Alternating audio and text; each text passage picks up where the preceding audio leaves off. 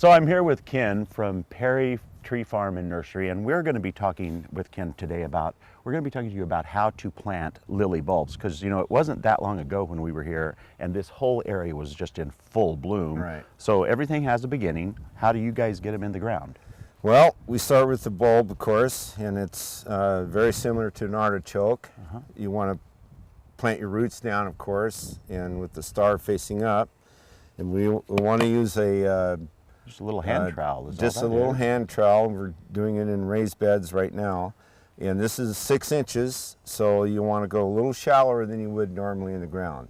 And why is that? Why would you go shallower in a raised bed than the A ground? lot of people will accent the edges of the bulbs with annuals, and they take annuals take more water, so you don't want to get these deep because normally your potting mix has a water additive that retains water. Okay. So you want to plant them a little shallower. So all that extra watering for annuals then won't rot the bulb. Right. Okay. Exactly. Okay. So I usually go. This is a 6-inch blade, and I usually tell people to go at least 2 to 3 inches, and you just stick it in, get your hole nice and clear. And then Right about there, and that's your 3-inch mark right at the top. You can go a little deeper, but 2 to 3 inches is all you want to do. Place it in. And do you do any adding? Oh, you already grabbed it, didn't you? And then I use a fall fertilizer, just a little bit, maybe a tablespoon. Directions are on the package. That's a custom blend. Then we'll cover it up. Pack it down a little bit. Then sprinkle the same amount of our spring fertilizer on it. And then is that a different process then in like a regular container size setting on a patio? Yeah. Let's walk over there and see how you do that.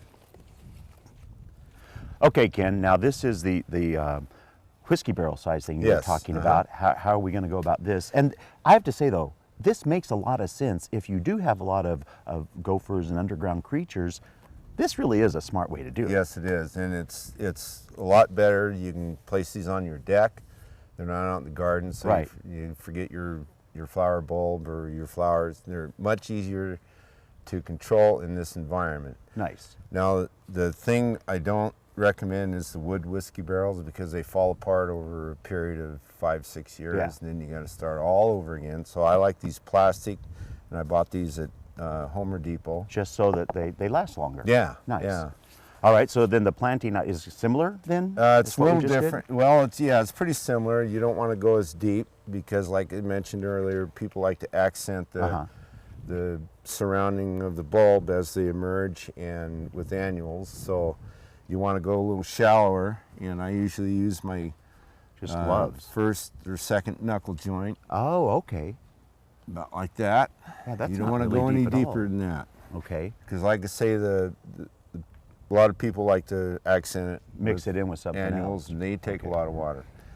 So Ken, what type of soil do you like using in the container? You want to use a potting mix that has a lot of drainage because, like I mentioned earlier, people water them more because they accent or they don't. But irregardless, you want to use at least 36 to 40% pumice in your potting mix, and you don't want to have it heavy so it retains water. Is the whole key. Okay. And no matter where you're planting, you want very, very good drainage. And then are you also going to put fertilizer like you did on the raised bed? Yes, I will. Yeah.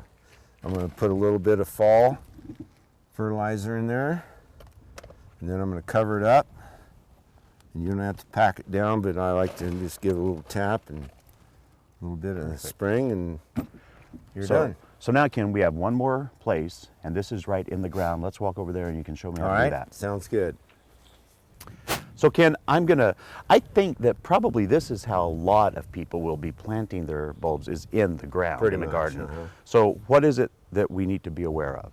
Well, this is a whole new ball game because you have different soil structures to deal with. Because we have a lot of clay here. Yeah, mostly around Washington County or all of Oregon is pretty much clay.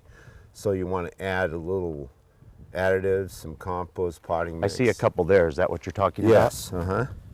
And you want to get your hole a little deeper. The percolation, the natural percolation in soil is of course different than in raised bed with potting mix. So you want to go a little deeper so you maintain your percolation, natural percolation in the soil. So what I recommend is using a little bit of potting mix or compost. Okay. And then about twice as much potting mix.